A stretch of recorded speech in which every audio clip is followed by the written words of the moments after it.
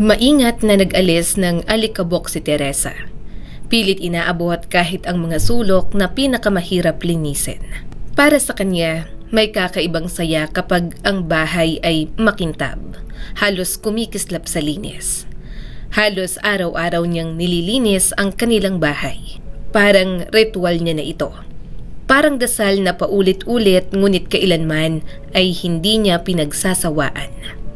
Ilang beses na ring iminungkahi ng asawa niyang si Francis na kumuha na lang sila ng kasambahay.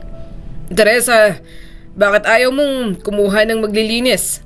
Minsan niyang tanong habang nakaupo sa sala. Hindi naman masama yun, para hindi ka napapagod. Ngunit agad umiling si Teresa. Hawak pa ang basahang-basa sa kamay. Para saan pa? Bakit tayo magpapapasok ng estranghero sa bahay? Sagot niya rito. Kaya ko naman gawin ang lahat. Saka gusto ko to, parang ipinanganak talaga ako na mag-alaga ng bahay. Napangisi si Francis. Ipinanganak para maging housewife? Sabay tawa niya. Parang hindi yata magandang pakinggan yan. Ngunit para kay Teresa, wala namang masama roon, ni kaunting kahihiyan. Sa halip, ipinagmamalaki niya ito. Masaya siya dahil nabigyan siya ng pagkakataon na alagaan ang kanilang tahanan, palakihin ang kanilang mga anak, at maging sandigan ng kanilang pamilya. Sa totoo lang, dahil sa desisyon ni Teresa na manatili sa bahay, nagawa ni Francis na tutukan ng negosyo, makapagbiyahe sa iba't ibang lungsod, makipag-meeting at palaguin ang kabuhayan nang hindi iniintindi kung may kakainin ba ang mga bata o kung may mag-aalaga ba sa kanilang matatandang magulang. Si Teresa ang nagdala ng lahat. Lahat ng gawaing bahay, lahat ng problema at lahat ng responsibilidad. Buong sarili niyang ibinigay. Araw-araw, bago pa man sumikat ang araw, gising na si Teresa. Tahimik niyang inihahanda ang mainit at masustansyang almusal para kay Francis at sa kanilang mga anak. Mayroon silang isang dalagitang 14 na taong gulang at isang 11 taong gulang na lalaki. Mga edad na nangangailangan ng gabay, lambing at walang sawang pagbabantay. At hindi lang doon nagtatapos ang tungkulin ni Teresa. Tuwing weekend, binibisita rin niya ang mga magulang ni Francis at pati na rin ang sarili niyang mga magulang. May dala siyang pagkain, gamot at kung ano-ano pa. Siya rin ang naglilinis ng kanilang bahay, nagluluto at tinitiyak na maayos ang kalagayan ng lahat. Isang beses, habang inaayos ni Teresa ang bagong labang mantel sa lamesa, biglang nagsalita ang biyenan niyang babae. May ngiti at halatang kontento. Teresa, kung wala ka, hindi ko na alam kung paano kami mabubuhay. Sabi nito, ang sarili kong anak, hindi man lang kami maalala. Laging abala si Francis sa trabaho. Pero ikaw ang umako ng lahat ng problema namin. Ngumiti si Teresa habang maingat na pinapantay ang mantel. Masaya po akong alagaan kayo. Sagot niya ng may lambing. At totoo yun. Malaking kasiyahan at kaganapan ang nararamdaman ni Teresa. Hindi lang sa pag-aalaga ng sarili nilang bahay, kundi pati na rin sa tahanan ng kanilang mga magulang. Laging sariwa ang mga kumot, mabango ang mga tuwalya, planchado ang mga damit, at ni isang tuldok ng alikabok ay hindi makikita sa mga kasangkapan at appliances. Sa paningin ng marami, isa lamang siyang simpleng may bahay. Ngunit sa likod ng malinis na bahay at maayos na pamilya, may isang babaeng tahimik na nagbubuhat ng buong mundo sa kanyang balikat, nang hindi nagrereklamo at may ngiti pa sa mga labi. Sa lahat ng tao sa paligid ni Teresa, iisa lang ang madalas sumalungat sa paraan ng kanyang pamumuhay, ang sarili niyang ina na si Helen. Minsan, habang nagkakape sila sa maliit na kusina ng matandang babae, muling binuksan ni Helen ang paksang matagal nang bumabagabag sa kanya. Anak, malumanay pero may diin ang boses nito. Hindi ba sayang ang pinag-aralan mo? Pinaghirapan naming maipasok ka sa kolehiyo. Ang dami naming isinakripisyo. Tapos ngayon, nagluluto ka lang, naglilinis araw-araw. Napahinto si Teresa sa paghuhugas ng plato. Nasasanay ang asawa mo, ang mga anak mo, pati ang mga biyanan mo na wala naman silang kailangang gawin. Pagpapatuloy ni Helen. Dahil alam nilang darating ang mahiwagang si Teresa. Maglilinis, maglalaba, magpapalansya, lahat aayusin. Huminga ng malalim si Teresa bago sumagot. Ma, alam mo namang hindi ko kailanman pinangarap maging abogado. Mahinahon niyang tugon. Ayoko nang nagbubungkal ng mga papel at dokumento. Mas gusto kong may kaayusan, mas gusto kong mapasaya ang mga taong mahal ko. Ngunit hindi yun sapat para kay Helen. Sa edad na 60, sanay ang matandang babae sa disiplina at lohika. Buong buhay niyang ginugol sa pagiging accountant. May oras para sa lahat, may bahalaga ang bawat ginagawa. Para sa kanya, ang labis na kasiyahan ng anak sa pag-aalaga ng iba ay walang saysay. Sa tingin mo ba, mali ako? Tanong niya at diretso ang tingin kay Teresa. Kapag lumaki na ang mga anak mo at nagkaroon na ng sarili nilang pamilya, ano ka pa rin ba? Katulong nila. Ikaw na naman ang mag-aasikaso. Napakunot ang noo ni Teresa. Pwede ka sanang maging abogado, dugtong pa ni Helen. May nagagawa ka sana para sa buong lipunan. Doon na napikon si Teresa. Hindi po ako katulong. Mariin niyang sagot at bakas ang sama ng loob. Hindi ako nagtatrabaho para sa ibang tao. Inaalagaan ko lang ang mga mahal ko. Magkaiba yon at may silbang ginagawa ko, ma. Hindi nga lang para sa buong lipunan kundi para sa pamilya ko. At para rin sa'yo, ma. Ngunit muling umiling ang ina. Hindi kita hinihingian ng pag-aalaga. Malamig na sabi ni Helen. Kaya kong gawin ang lahat mag-isa. Pero lagi kang dumarating. Inaasikaso ako. Kahit hindi ko naman hinihingi. Para bang ipinipilit mo ang pag-aaruga mo, Teresa? Parang may humigpit sa dibdib ni Teresa. Pag-uwi niya noon, ang gusto lang niyang gawin ay magdamdam. Magtampo at huwag nang bumalik sa bahay ng kanyang ina. Ilang gabi rin siyang hindi makatulog. Paulit-ulit na bumabalik sa isip niya ang mga salitang binitiwan ni Helen. Pero tulad ng nakasanayan, si Teresa ay si Teresa. Pagkalipas ng ilang araw, kumalma rin siya. Bumalik siya sa dati. Patuloy na tumutulong. Patuloy na nagdadala ng pagkain at gamot kahit paminsan-minsan ay kailangang lunukin ang mga salitang ayaw niyang marinig mula sa kanyang ina. Samantala, ni minsan ay hindi nagreklamo si Francis. Hindi niya kailanman sinisi si Teresa dahil hindi ito nagtatrabaho sa labas ng bahay. Kontento siya na ang asawa niya ang nag-aalaga ng tahanan. Nagbabantay sa mga anak at tinitiyak na maayos ang kalagayan ng kanyang mga magulang. Marahil, mas madali yun para sa kanya. Dahil kahit para sa iba, ay tila hindi nakikita ang trabaho ni Teresa. Walang sahod, walang titulo, wala ang kanya-kanyang araw-araw na pagod. Walang ganitong katahimikan at ginhawa ang pamilya. Tahimik si Teresa, hindi humihingi ng papuri, hindi humihingi ng kapalit. Ngunit sa bawat linis, bawat luto, bawat pag-aalaga, unti-unti ring nauubos ang isang babaeng nakalimutang tanungin ang sarili kung sino siya bukod sa lahat ng kanyang ginagampanan. Isang araw, habang naglalaba si Teresa, may nahulog mula sa bulusan ng jacket ng asawa niyang si Francis. 2 tiket sa sinima. Sandaling napatigil si Teresa. Parang may munting liwanag na biglang sumilay sa dibdib niya. Sa wakas, naisip niya at naalala niya ako. Hindi na niya nga maalala kung kailan sila huling lumabas bilang mag-asawa. Walang bata, walang iniintinding problema. Silang dalawa lang. At higit pa roon, ang palabas ay tampok pa ang mga paborito niyang artista. Ngumiti si Teresa. Hindi niya sinabi kay Francis na nakita niya ang mga tiket. Gusto niyang masorpresa kunyari. Gusto niyang marinig mismo mula sa asawa ang salitang, Maghanda ka at lalabas tayo. pero lumipas ang mga araw.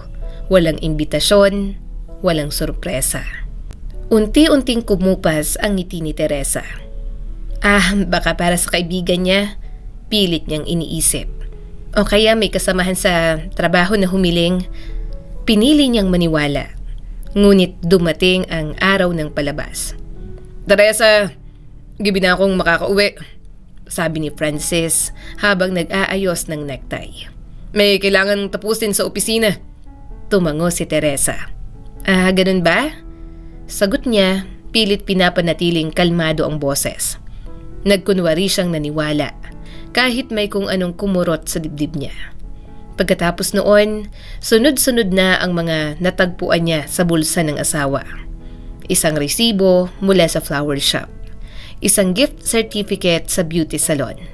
Isang voucher sa massage spa. Sa bawat papel na yon, para bang may bahagyang nababawas sa lakas ng loob ni Teresa. Pero hanggang sa huli, tumanggi siyang maniwala. Hindi si Francis yan, bulog niya sa sarili. Hindi niya ako kayang lokohin.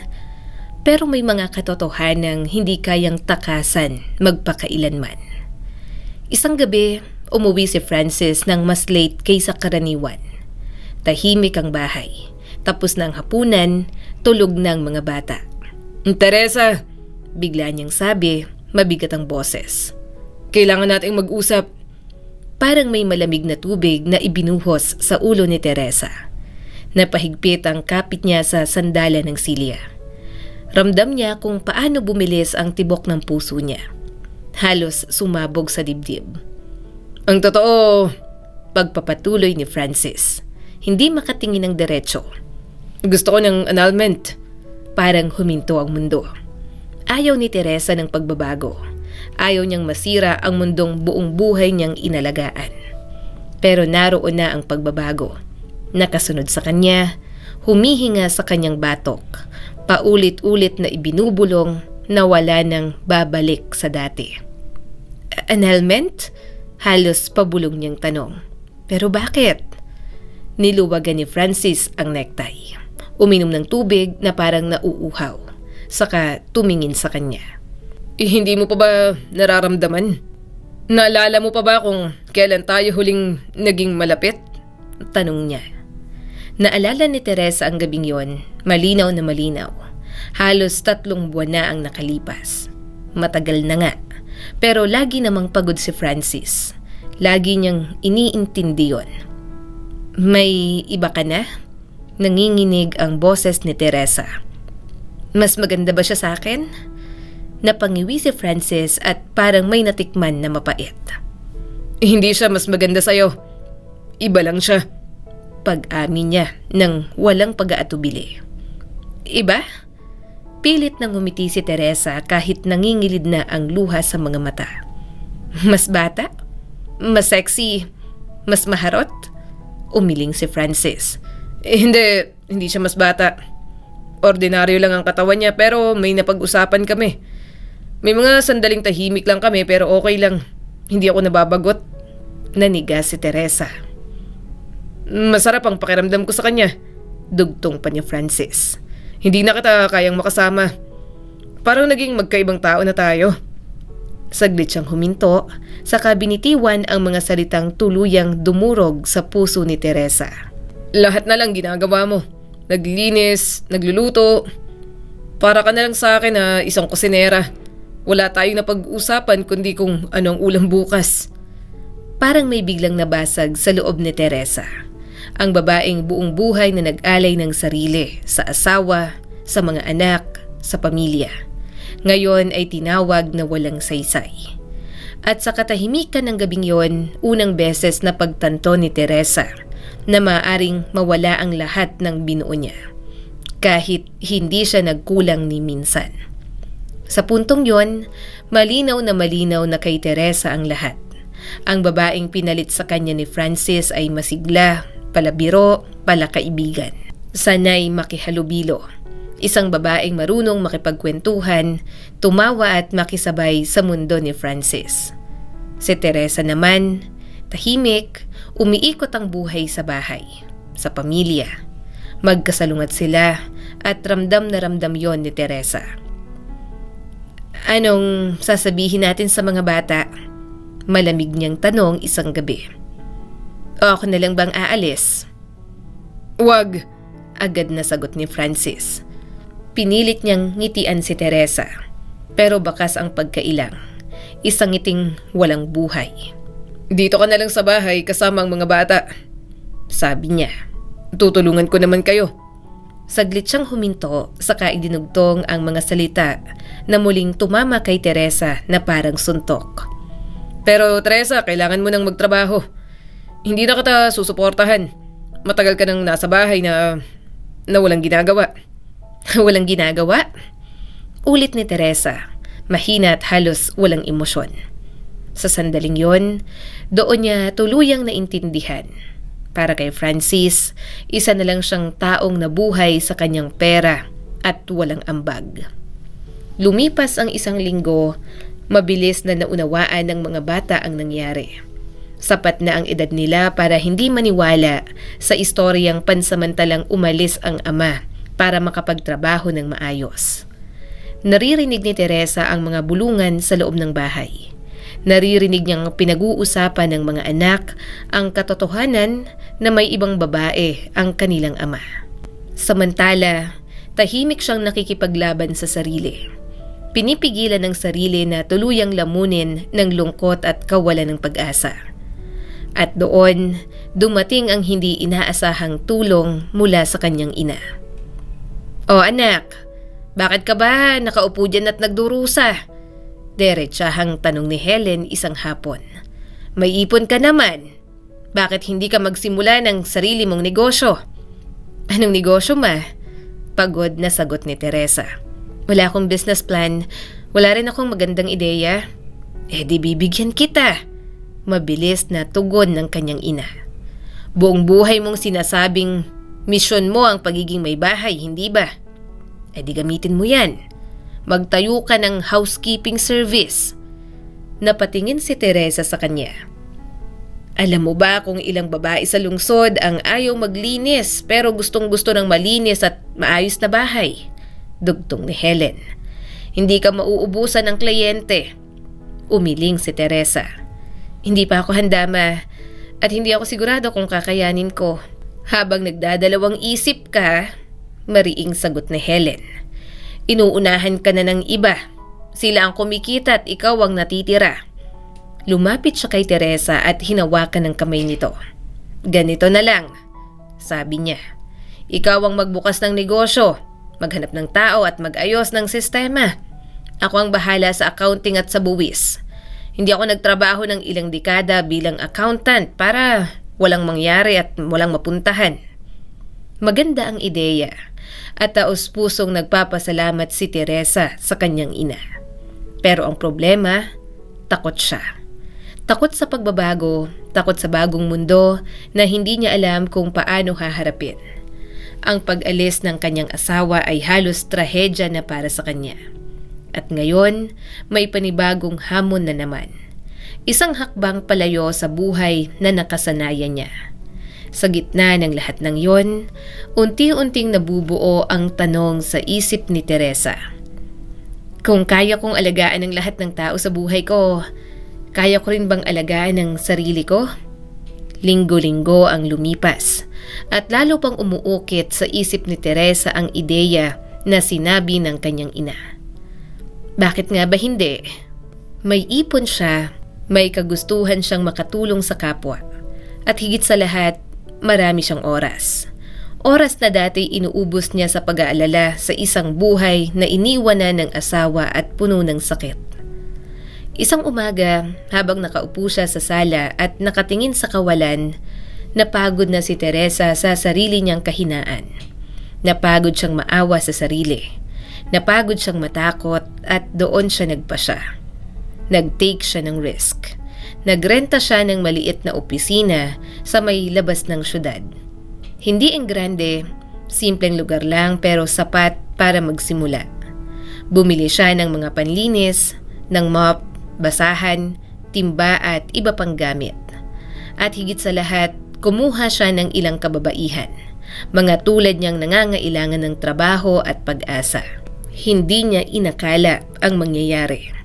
Pagkalipas lamang ng 3 buwan, ang maliit at payak niyang negosyo ay mayroon ng mahigit 20 regular na kliyente.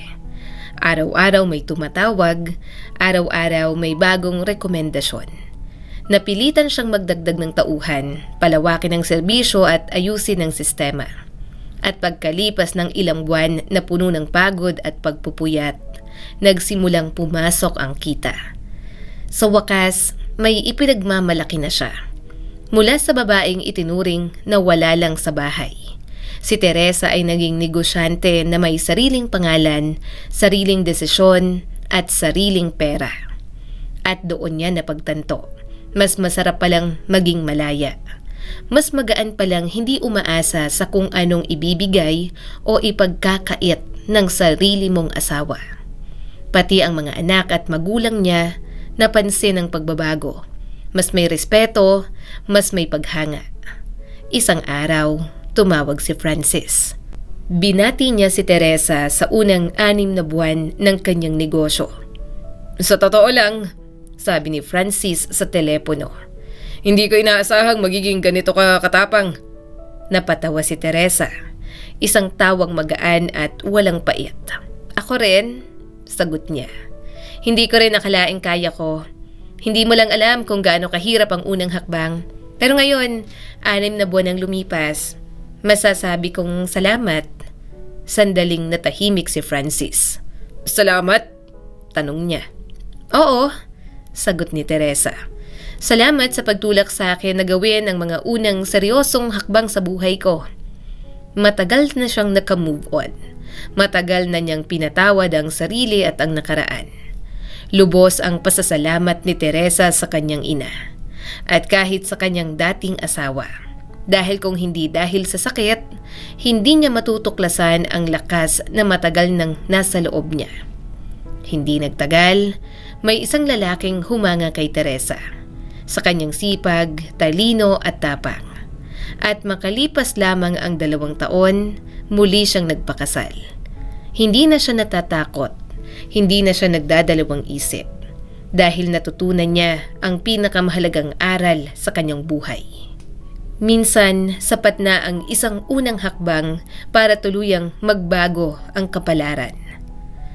Makalipas ang ilang taon, kapag naaalala ni Teresa ang lumang buhay niya bilang isang babaeng buong puso't kaluluwang nag-alay para sa iba. Hindi na siya nakakaramdam ng galit, kundi pasasalamat. Pasasalamat sa mga umagang ginising siya ng sakit. Pasasalamat sa mga gabing halos mawala na siya ng pag-asa. Pasasalamat sa mga salitang minsang bumasag sa kanyang pagkatao. Dahil doon niya natutunang buuin muli ang sarili niya. Ang maliit na housekeeping business na sinimulan niya noon ay isa ng matatag na kumpanya. Nagbibigay ng trabaho sa maraming kababaihan. Mga ina, mga byuda, mga babaeng minsang nawala ng direksyon sa buhay, katulad niya noon. Hindi lamang bahay ang nililinis nila, kundi pati mga buhay na minsang nadungisan ng sakit at panghuhusga. Sa kanyang bagong asawa, hindi na siya kailangan magpaliwanag kung bakit mahalaga sa kanyang bahay, ang kaayusan at ang pag-aalaga. Dahil ang lalaking ito ay hindi siya minahal dahil sa kanyang serbisyo.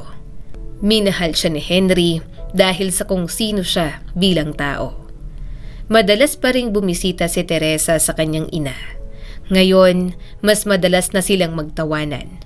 Hindi na pangaral ang laman ng kanilang usapan, kundi pagmamalaki. At sa tuwing titingin si Helen sa anak, tahimik niyang inaamin sa sarili. Hindi pala sayang ang pagiging may bahay kung alam mong igalang ang sarili mo habang ginagawa ito. Sa katahimikan ng gabi, minsan ay napapatingin si Teresa dahil alam niya hindi siya ipinanganak para lang maglinis ng bahay. Ipinanganak siya para tumayo sa sarili niyang mga paa at magmahal, ngunit hindi kailanman isusuko ang sarili. Ang kwentong ito ay nagpapaalala sa atin. Ang pag-aalaga sa pamilya ay marangal, ngunit huwag kalimutang alagaan din ang sarili. Ang pagmamahal na tunay ay hindi nanliliit. Binibigyan ka nito ng espasyo para lumago. At ang sakit ay hindi palaging wakas. Minsan, ito ang simula ng lakas na hindi mo alam na taglay mo. At higit sa lahat, isang hakbang lang ang pagitan ng takot at pagbabago. Kapag pinili mong maniwala sa sarili mo, may bagong buhay na naghihintay. At sa bawat Teresa na tahimik na nagbibigay, huwag kalimutang ikaw rin ay mahalaga. Muli, ako po si Skylar Guro at sana may bago na naman kayong natutunan sa kwento natin ngayon. Maraming salamat po.